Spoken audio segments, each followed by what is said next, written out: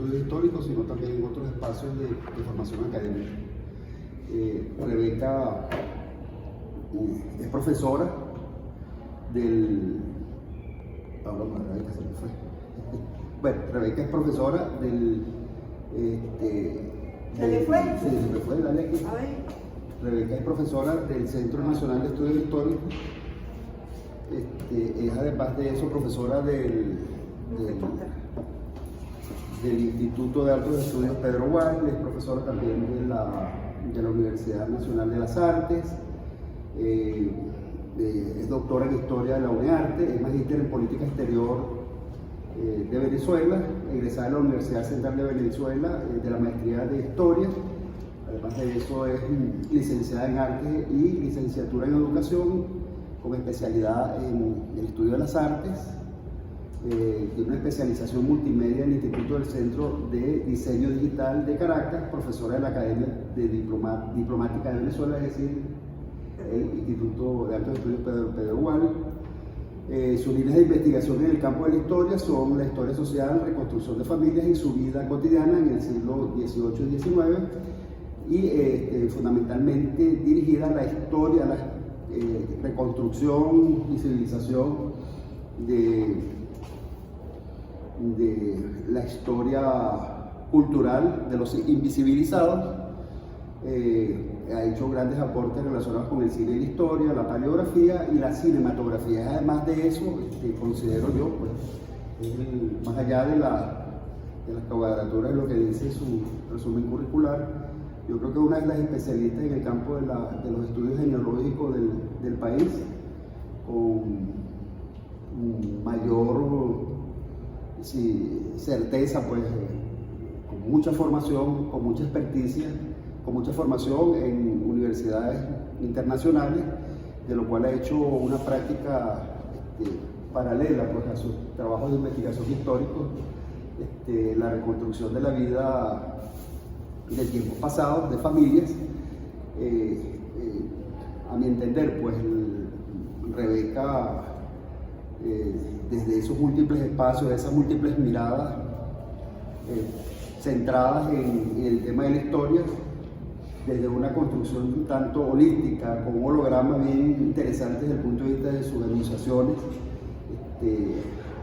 no solamente por ser mujer, sino porque tiene unas características bien particulares que ustedes lo van a descubrir en su verbo, y ese verbo dice algo de lo cual Fran Fanon en algún momento de sus trabajos de investigación refería, pues. ¿Cómo es? En este caso sería máscara blanca, rostros de otro color. Ella tiene, digamos, una configuración desde el punto de vista genealógico bien particular, que ustedes lo van a saber más adelante cuando si ella nos da la posibilidad de llegar a esa intimidad en profundo. De esos personajes con los cuales ella ha estado trabajando, con los cuales ella se ha encontrado en los archivos, ella está en ese lugar de ese árbol genealógico. Entonces, bueno, sin más preámbulo, yo creo que esta oportunidad que nos da Rebeca es bien importante. Mis compañeros acá presentes y mi persona somos parte de este seminario de investigación, en donde estamos intentando construir la dinámica de la problematización del hecho, del sujeto y de las formas de hacer del historiador. En la construcción configurada desde la perspectiva crítica, de las distintas perspectivas que más sean apropiadas, mejor dicho, a las problematizaciones que los compañeros tienen, que son diversas. Van desde el tema patrimonial, como elemento de carácter histórico, el tema de las políticas internacionales, el tema de los sujetos y actores sociales, el tema de la tenencia del uso de la tierra, es decir, una malla, si se quiere, que pinta temas bien interesantes a propósito de esto que hemos intentado construir acá desde el doctorado de Historia, en alianza entre el Centro Nacional de Estudios Históricos y la Universidad de las Artes, que, digamos, se orienta a una historia a otra desde la perspectiva tal vez de Marollé, desde una historia a otra desde la perspectiva de Rodolfo Pucci, desde una perspectiva un tanto amplia que hable acerca del tema de la historia cultural, de la historia de los sujetos, de las historias, las historias en su diversidad. Estoy hablando extendiendo para dar chance que lleguen los compañeros. Estoy alargando la palabra, como dicen los voladores de volantín, por el papagayo, para darle la palabra a Rebeca. Bueno, este es el escenario. Los compañeros se encuentran en distintos momentos de su proceso, unos ya bastante orientados desde el punto de vista de lo que quieren, desde el punto de vista del propósito, desde el punto de vista de las metodologías. Aquí estamos intentando decir pues, que el tema de la investigación histórica no es cualquier cosa. El tema de la investigación histórica requiere de mucha paciencia, de mucha habilidad, de mucho sentido práctico, pero además de eso, de mucho sentido organizacional en su proceso de desarrollo. En el seminario, digamos, hemos hecho énfasis en que, aunque uno puede tener un principio, pues una problematización, uno tiene un tema, uno se ha casado, digamos, con algunas ideas que uno va pesquisando, va buscando, es la realidad, es el documento, son los actores que van apareciendo desde los documentos y desde la dinámica de las realidades, quienes le van diciendo a uno oriente la tesis o oriente su proceso de investigación hacia esto.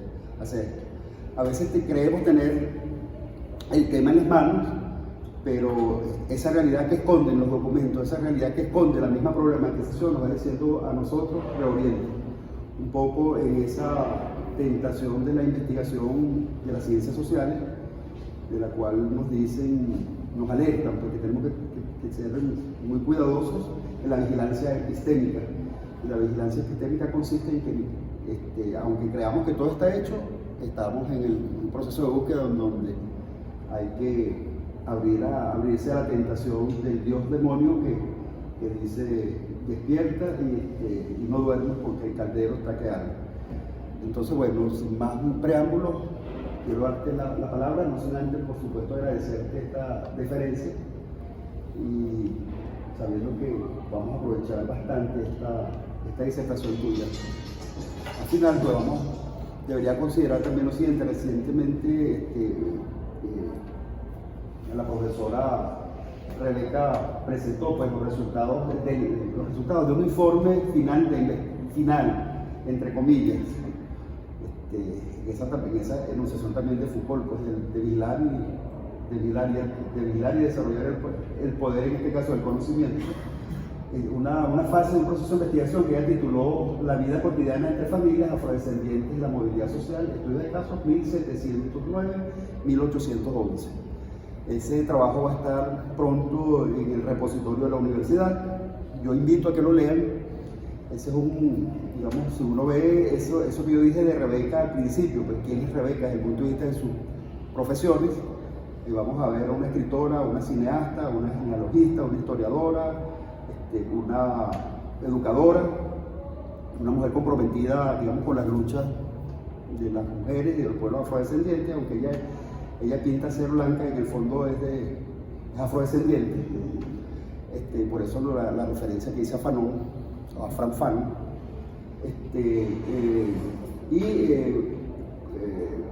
le anticipo pues, que cuando abran ese trabajo de grado van a encontrar ahí una suerte de varios capítulos, y varios capítulos, eso en el fondo también son libros. Cada capítulo de ese texto de tesis doctoral es un libro en particular, que está escrito, digamos, de la enunciación de Rebeca, y puede ser reescrito desde otra enunciación, bien sea de historia novelada, desde el punto de vista del guión cinematográfico, desde el punto de vista de la autobiografía, de la biografía, de la autoetnografía. Es decir, la investigadora en este caso presentó a los efectos, digamos, de su tesis doctoral como historiadora lo que ella creyó necesario desde el punto de vista de una episteme y de una metodología. Pero ese propio trabajo de ella, según lo entendimos, quienes tuvimos la suerte de ser lectores desde su comienzo acá en el doctorado y después en su presentación, le decíamos a ella al final de esa discusión, algunos de ustedes estaban allí, que bueno, es un trabajo que pudiese ser trabajado después nuevamente para desarrollar otros trabajos. Rebeca tiene en eso que ella presentó como tesis doctoral en historia, tiene como 5 o 6 libros más por escribir desde su reescritura, es decir, que el propio texto nos dice algo de eso de la vigilancia epistémica. Entonces, bueno, bienvenida. Y discúlpenme lo extendido, pero era dando chance que el resto de los compañeros llegaran. De todos modos, está siendo grabada la intervención a los efectos de que ellos sepan hacerlo. La idea es que al finalizar, Rebeca, pues podamos desarrollar de la manera más horizontal, tranquila, sabrosa, pues una conversación. Ahí hay unos dulcitos, unos juguitos y una dinámica chévere. Bueno, bienvenidos y bienvenidas. Gracias, muchas gracias, profesor Mauri Márquez, compañeros, compañeras, buenos días. Luego compañeros conocidos también acá, aquí en el Centro Nacional de Historia y bueno, de otras áreas también de lucha. Bueno, pues efectivamente este es mi trabajo, digamos que mi trabajo de tesis doctoral, pero más allá de un trabajo de tesis doctoral, es un trabajo creativo, de escritura, que lo que está escrito lo dieron las fuentes. Las fuentes son las que nos permiten a nosotros hacia dónde va la investigación. Nosotros podemos tener una idea de una investigación, pero si no conocemos dónde están las fuentes, qué dicen las fuentes y qué nos interrogan las fuentes a nosotros, porque las fuentes a veces nos cuestionan a nosotros no vamos a ir a ningún lado. Podemos tener las fuentes, pero si no sabemos intervenir interna y externamente en la fuente, tampoco vamos a saber por dónde empezar. Fíjense, esta investigación tiene 2 puntos de partida. 2 puntos de partida. Vamos a ver un poco cómo fue ese proceso de investigación.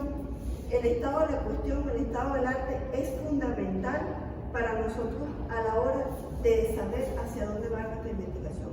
Porque nosotros podemos tener una idea, tenemos un objetivo, pero a lo mejor ya ese objetivo ya fue planteado por el autor. Pero ojo, no quiere decir que porque yo vaya a hacer un trabajo sobre el 19 de abril, no quiere decir, no, ya ese tema está agotado.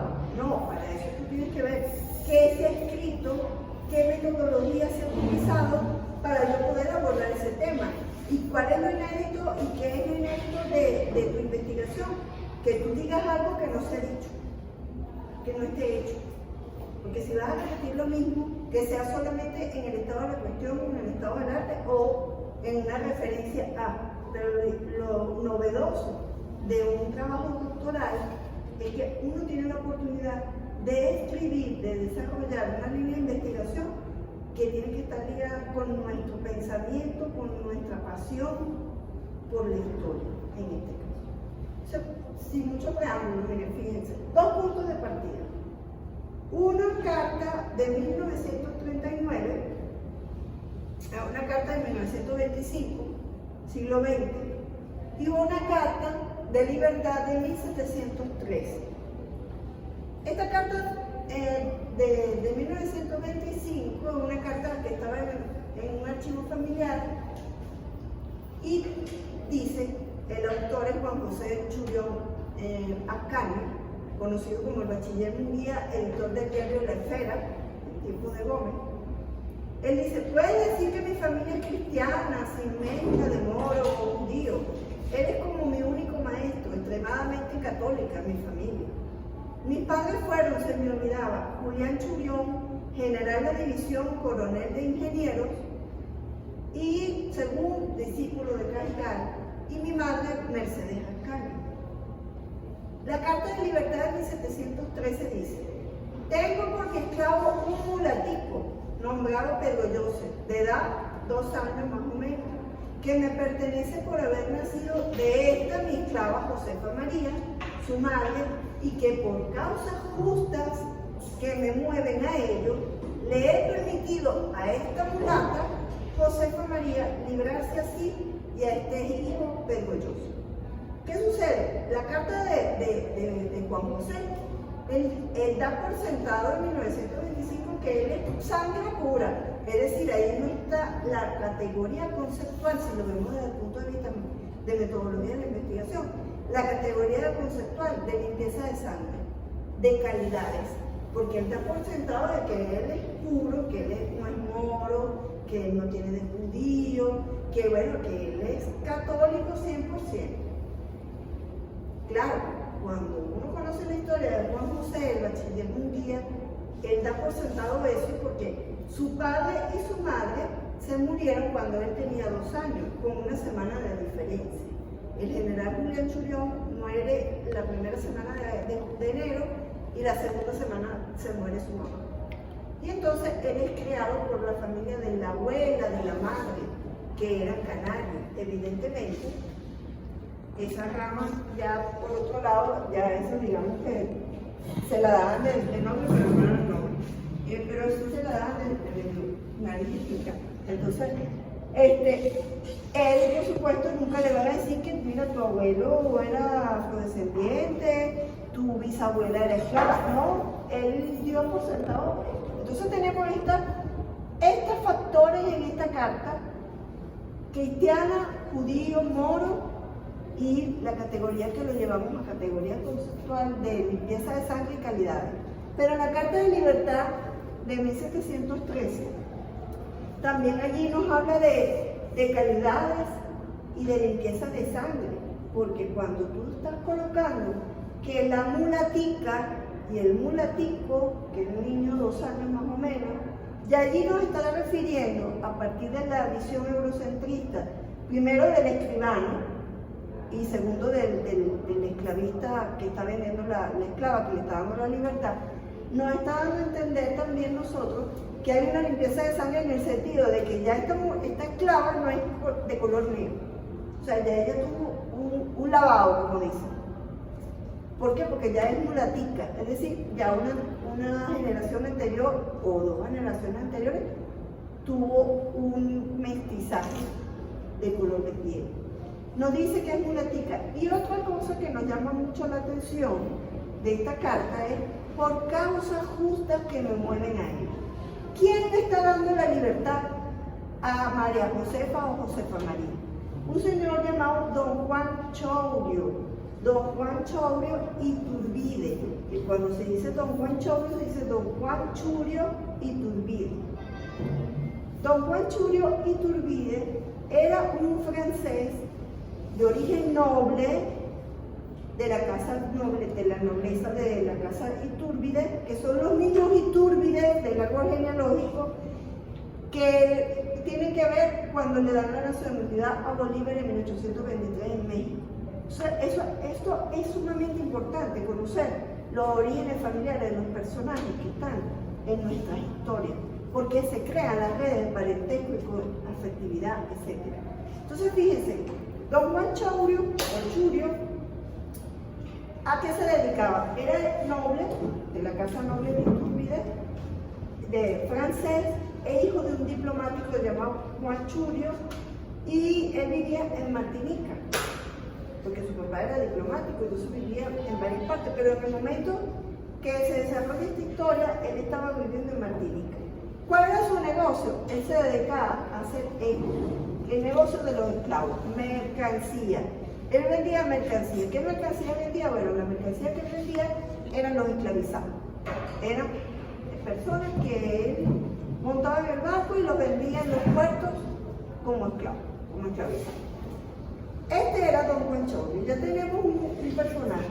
Tenemos otro personaje, porque está Pedro Llosa, el niño. Dice que el niño tiene una edad más o menos de 2 años.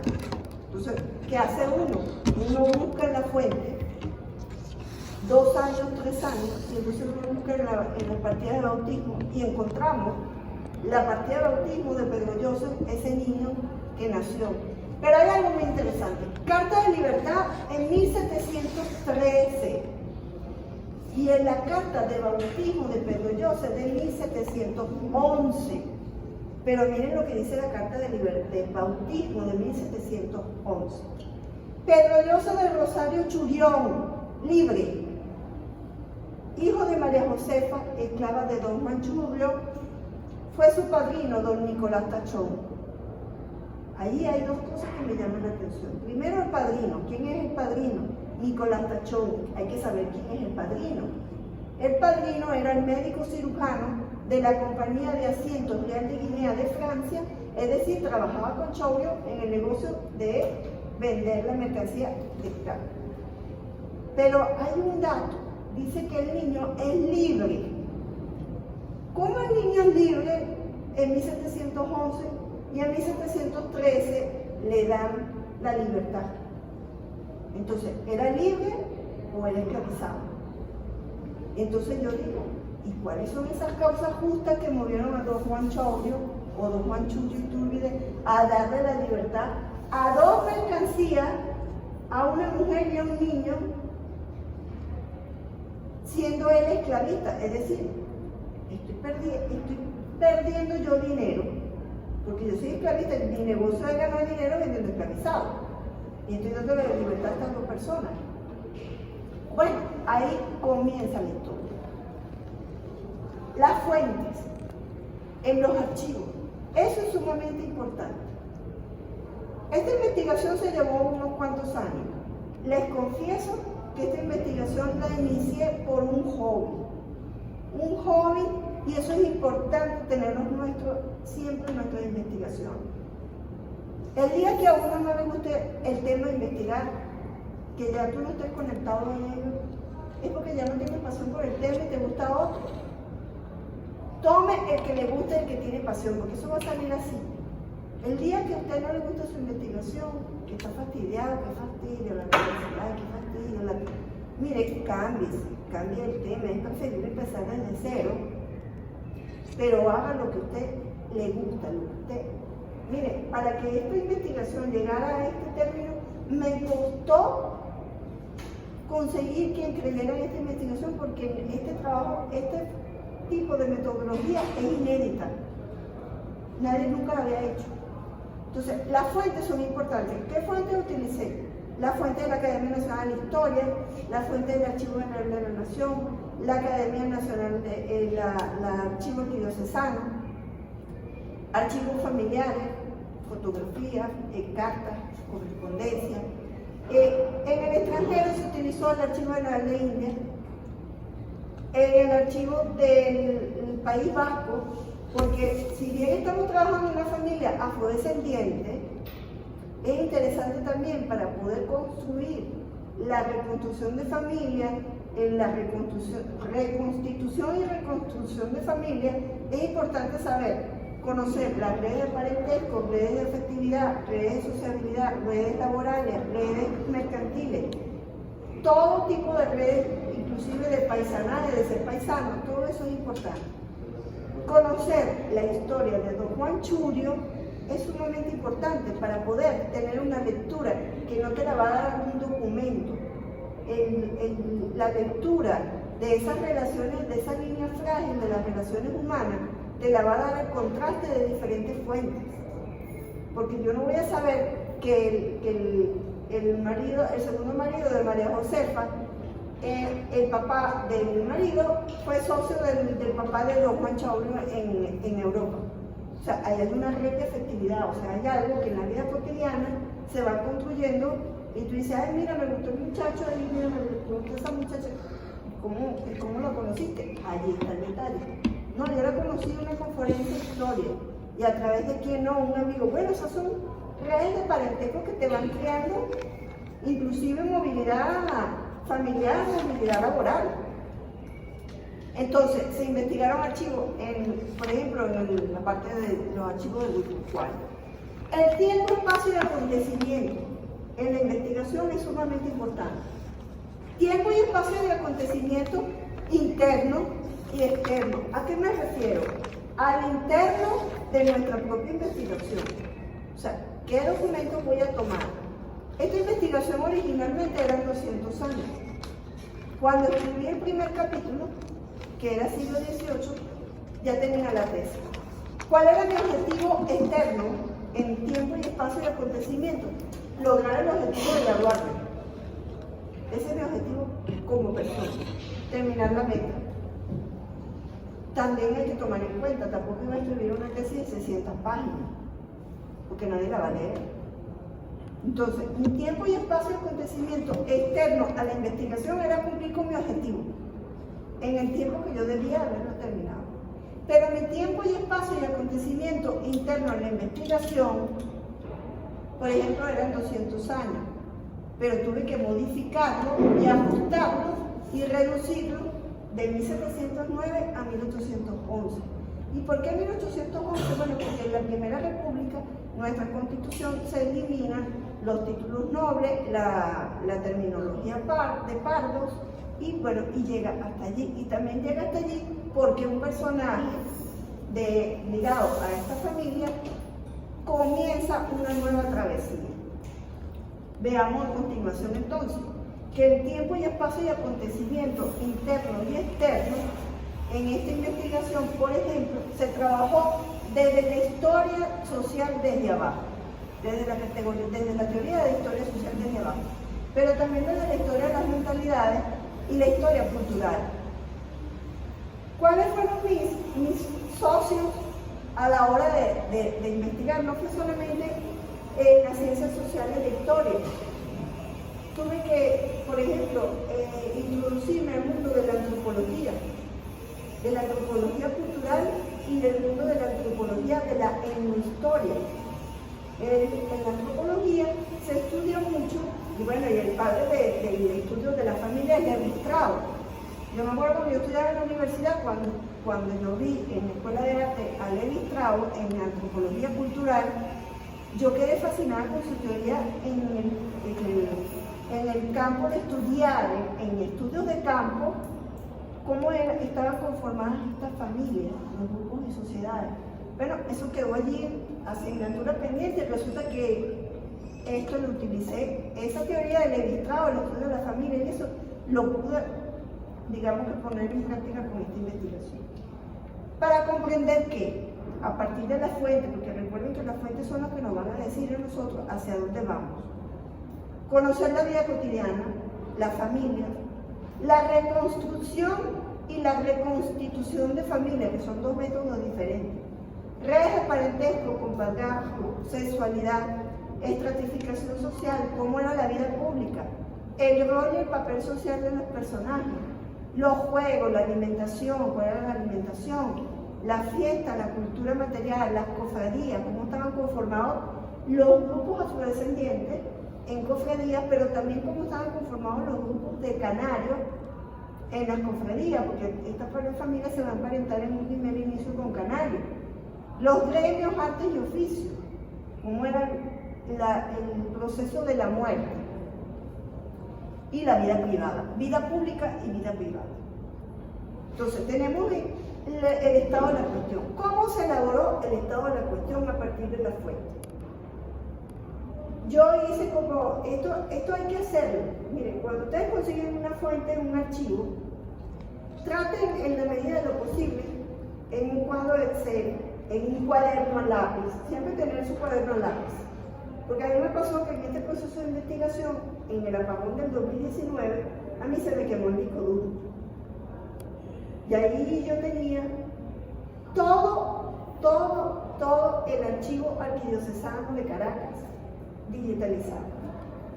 Porque yo digitalicé todo lo que era Parroquia La Candelaria, Catedral, Altagracia y San Pablo, y lo digitalicé. Porque en algún momento yo dije, voy a aprovechar que estoy en el archivo, digitalizo todo, que en algún momento yo voy a trabajar estos contrastes de estas 4 parroquias, siglo XVIII. Y aprovechaba el tiempo y yo dije, bueno, ya que estoy revisando esta caja, lo digitalizo todo. Bueno, con el apagón yo perdí mucha información, pero el cuaderno y el lápiz fueron mis salvadores. Porque me anotaba, hacía como un resumen de lo que había conseguido, y fue lo que pude hacer, volver a ir al archivo, algunas veces a rescatar, pero otras no, porque ya hacía como un análisis. Trabajar en cuadros y Excel. Entonces, a medida que uno va leyendo la fuente y procesando una mini resumen de qué trata y hacia dónde puede ir, el estado de la cuestión lo enfoqué en 2 vertientes, en la social y en lo cultural. El estado de la cuestión o el estado del arte, entonces en lo social trabajé historia social desde abajo, la familia, las redes de parentesco, la religiosidad pero desde el ámbito social, las cofradías desde el ámbito social y el sistema de esclavitud desde el ámbito social. En cuanto a la antropología cultural, la parte cultural histórica, igual, historia desde abajo, pero desde el ámbito cultural. Microhistoria, demografía y poblamiento, castas, estructura social y familia. Todo esto se procesó en el estado de la cuestión. Me puse a leer entonces, hice lecturas de quienes habían trabajado en el ámbito social y en el ámbito cultural, qué se había escrito, qué no se había escrito, qué metodología utilizaron, qué dejaron de utilizar. Por ejemplo, en el estado del arte hay un libro de un autor venezolano que se llama Juan Almécija, que él se llama La familia en Caracas.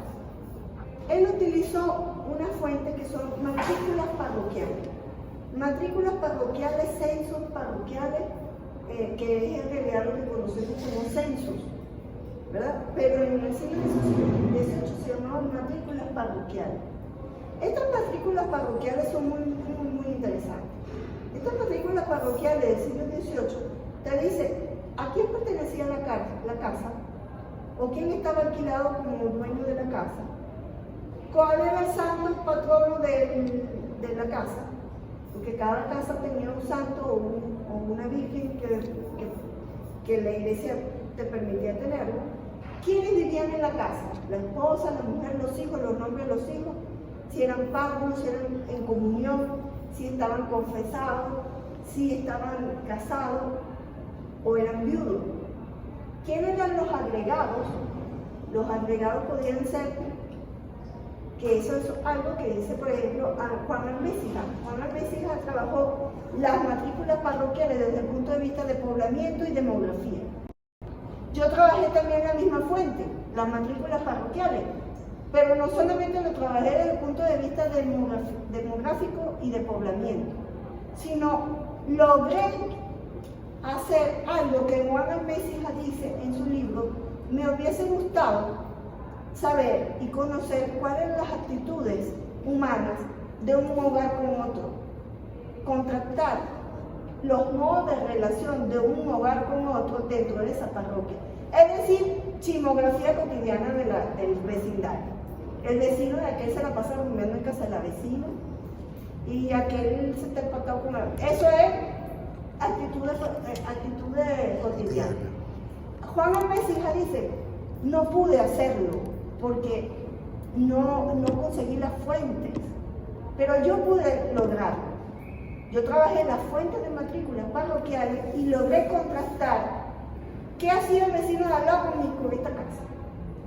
O sea, eran novios, se empataron, no se empataron, le puso una demanda porque el perro la mordió. O sea, cosas cotidianas que no te lo va a decir la matrícula, te lo va a decir otro tipo de fuente. Entonces, bueno, fíjense, la misma fuente primaria, la matrícula parroquial o el censo, que se ha trabajado siempre desde el punto de vista demográfico y de poblamiento, pero que yo tomé esa matrícula y pude lograr saber quiénes eran los individuos y cómo se relacionaban en la vida cotidiana. Hay otras fuentes que se utilizaron. Miguel Acosta Sáenz, obligatorio. Vito Figueroa, también. El profesor Marcial, o José Marcial, toda su bibliografía, obligatoria leerla, porque son los antecedentes de todos los trabajos que se han hecho en cuanto a la cultura historia afrodescendiente. Sin embargo, el profesor Marcial no conocía a esta familia. Entonces, ahí había un vacío, o sea, ahí había algo que no habían investigado los investigadores que han trabajado los afrovenezolanos, ninguno había citado a esta familia. Bueno, los libros de Carlos Duarte, el profesor Carlos Duarte, que murió recientemente, son una maravilla, porque el profesor Carlos Duarte, y me consta que él iba al archivo diocesano a trabajar, a tomar notas. En todos sus libros él tiene índices onomásticos. Esos índices onomásticos son los que te dicen los apellidos y dónde está la fuente. Él sí he conocido a la familia Chullón, pero desde el punto de vista de artesanos y oficios. Los libros de él nos ayudaron mucho a esa reconstrucción. Bueno, en cantidades de libros, ¿no? El Dora Dávila, que trabaja también la familia. la profesora Emilia Tropoli Veracochea, Babilonia de Pecado, José Ángel Rodríguez, que trabaja en la vida cotidiana a partir de expedientes. Peter Burke, en Historia Social y Cultural, él dice que todo, absolutamente todo es historia. Absolutamente todo es historia. Y efectivamente, por ejemplo, los juegos son parte de la vida cotidiana, pero también forman parte